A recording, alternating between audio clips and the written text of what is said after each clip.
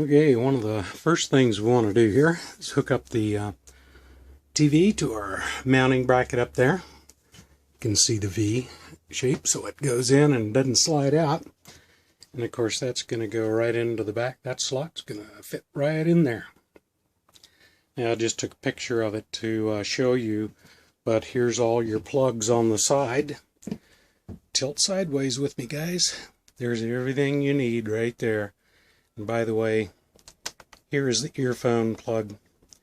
Someone had a little trouble with that. So our antenna is going to go in, our cable, coax cable is going to go in there. Then the sound is going to red and white there. And this is your DCMI, your HDMI, excuse me, input. So that is where you're going to connect your radio. Is going to go into that plug. Here's our cable in. Here's the DCMI or the HDMI cable. Connects to our radio so we can watch movies. I'll get that plugged in and then we'll go from there, okay? Not too much work, but no sense watching me do that. Okay, got her all hooked up here.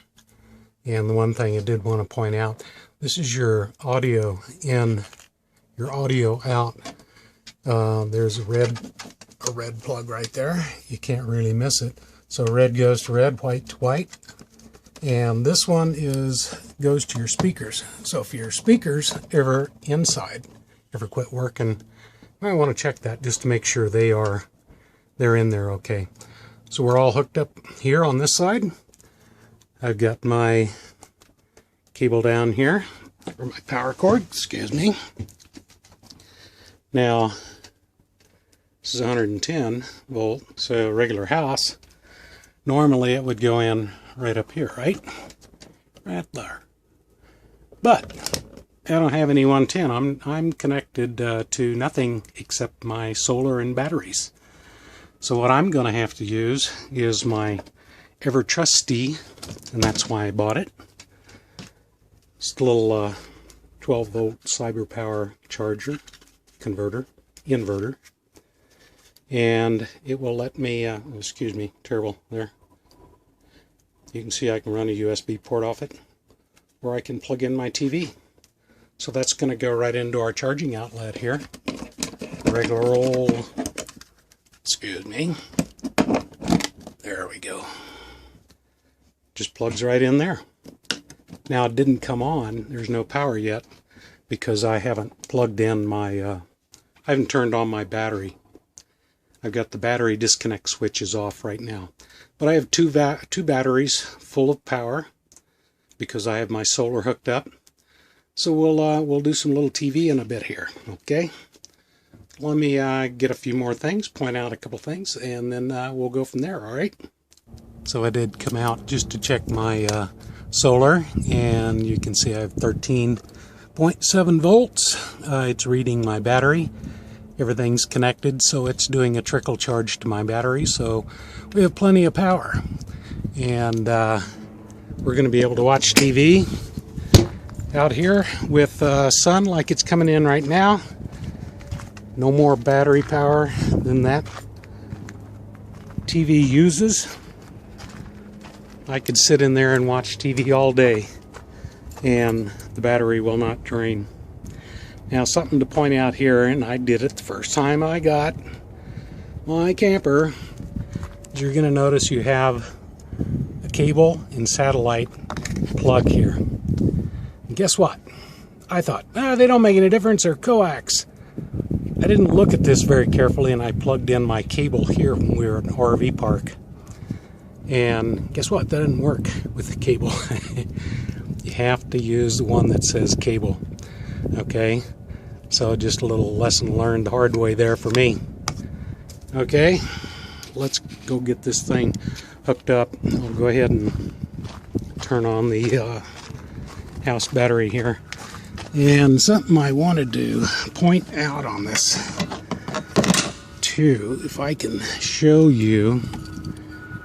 Not sure if you can see it. So here's a little Looks like a key ring right there. See how rusted that is? I just noticed that last time I was here.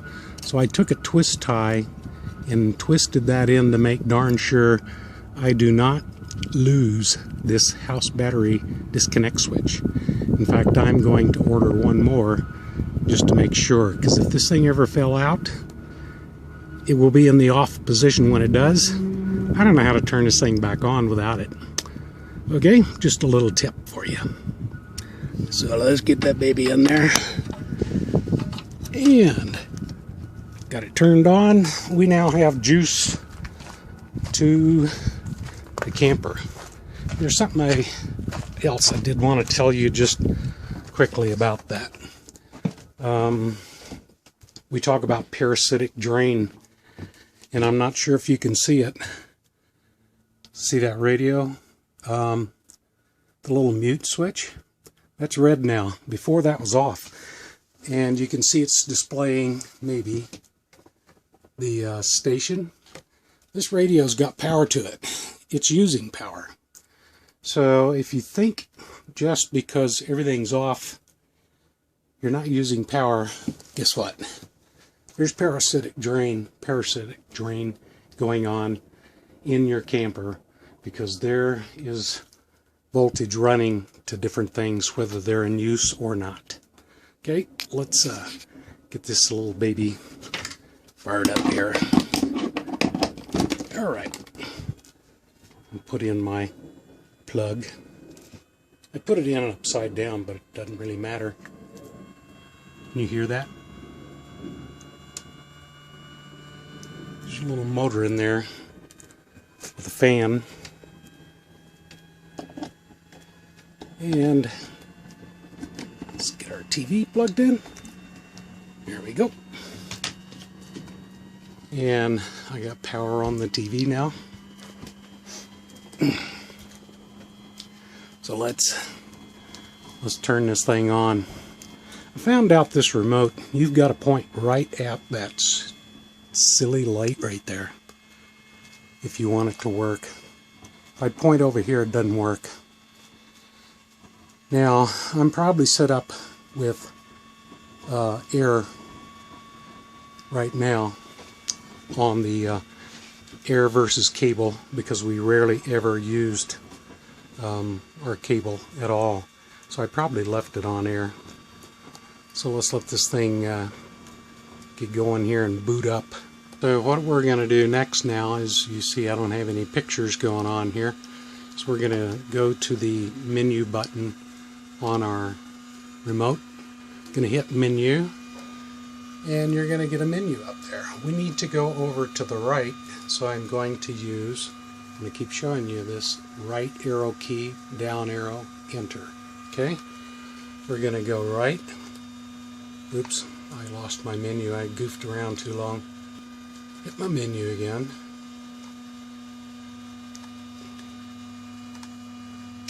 And you got to be pointing right at that thing. Okay, channel. Now you see we have air and cable. I'm going to press the down arrow. And if I press, you see it says air. That's what I'm currently using. Press to the right. And you see I have an option for cable. Okay, cable is not going to work. I'm not hooked into cable. I need to use air. Now, if you're going to use air, back here, there is a satellite, there is an antenna booster that has to be on. It's right here. You have to press that, it should turn green. Now your cable booster is on. Right? I've got TV already, it's picking up some of the local stations. But I might only get 2 or 3. So I'm still going to go to menu. I'm going to go over to channel, go down to air, press enter to make sure it's there, press auto scan, and I'm going to hit enter. It's going to say, are you sure? And sure, why not? So we're going to press yes.